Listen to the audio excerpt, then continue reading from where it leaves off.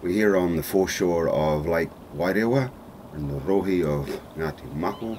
This is the time of the year that our tūpuna would have gone out across the land looking for lakes and areas where paradise duck was moulting. Pūtakitaki lose their feathers every year and are unable to fly. So they go to the water, that's their safety spot. Our tūpuna would come out to locations like this and round up these ducks the same way that we're going to do today.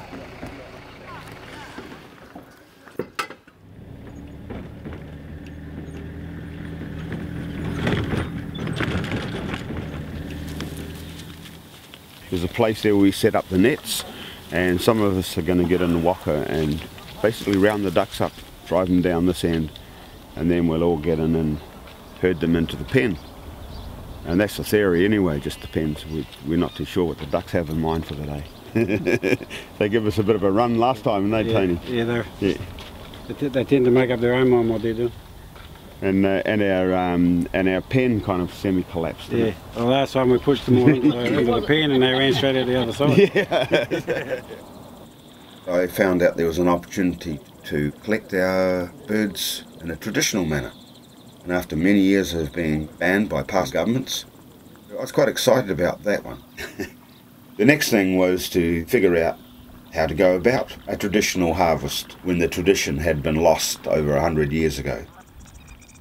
And on our first harvest we got one bird. One thing I did learn at that time was when they can't fly, they go under the water and they swim. These days we're pretty good, we've got ourselves so professionally organised, we round up over 300 birds. You can only kill as many birds as you can pluck. Plucking ducks is hard work. 10, 20, 30, 40, 50, 60. Today there are about 10 adults, half a dozen children here. It's pretty good to see the kids here, so it's really important having them involved. Dad would take us ealing, or take us around the rocks to get kaimoana, and it gets in your blood, and that's why I guess today as an old man I'm still out.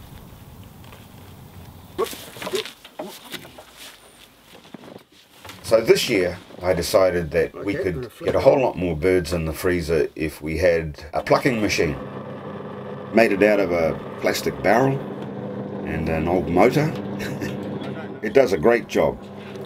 And round it goes, and within 2 minutes you've got a nicely cleaned plucked duck. I don't know how long it takes to pluck it by hand. I'm not very fast. Wow. That's not bad. A little bit of soap in there would break down the water. That's the point. With the aid of the many-fingered duck plucking machine, we were able to process 70 birds, and I think another 20, 25 or so the other guys took.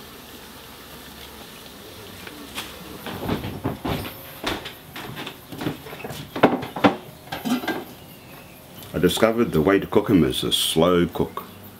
We tried to cook them fast and to roast them, but they went kind of tough. The meat's pretty much falling off these bones, as you can see, right?